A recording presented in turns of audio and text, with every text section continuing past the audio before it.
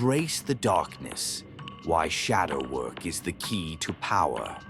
In the darkness, we find our truth, yet most people spend their lives running from it.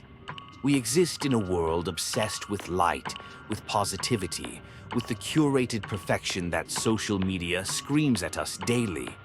But what about the darkness? The parts of ourselves we bury deep, the emotions we refuse to acknowledge. That, my friends, is where true power lies.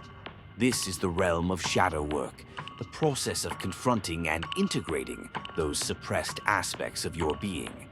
It's not about becoming good or perfect. It's about becoming whole.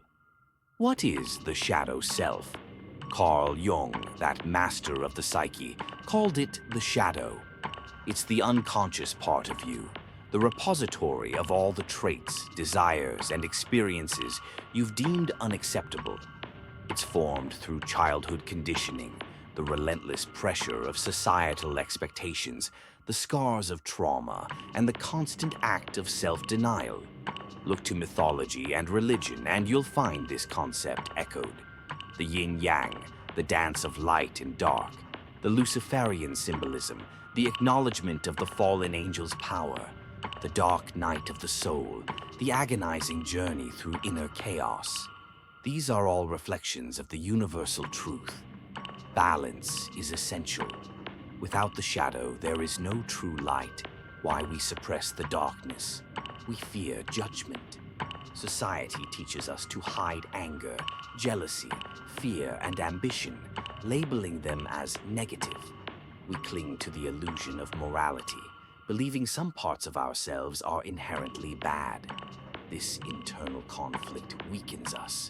Repressed emotions fester, manifesting as anxiety, depression, and self-sabotage. You see it in self-destructive behaviors, in the relentless projection of our own flaws onto others, in the hidden resentment that poisons relationships. These are the symptoms of a shadow denied, the power hidden in the shadow. But here's the secret. Your greatest strength is buried in your darkness. The shadow holds raw energy and drive, the untamed force that propels you forward. It holds your creativity, your individuality, the unique spark that sets you apart. It holds emotional depth, the capacity for profound empathy and resilience. It holds the ability to set boundaries, to stand in your power and say, no. Think of the artists who channeled their pain into masterpieces, the warriors who harnessed their rage to conquer, the visionaries who embraced their darkness to illuminate the world. Their greatness was forged in the fires of their shadows. How to do shadow work. Recognize your triggers. What makes you angry, jealous, or fearful? These are the signposts pointing to your shadow. Journaling and reflection. Ask yourself, what do I reject in others? What emotions make me uncomfortable? Write it down. Confront it. Mirror. Work in self-confrontation. Stare into your own eyes and speak your truths aloud, even the ones that terrify you. Meditative visualization. Meet your shadow in a guided meditation. Visualize it. Speak to it. Understand it. Embracing, not erasing. The goal is not to eliminate your shadow, but to integrate it, to accept it as a part of yourself. The transformation.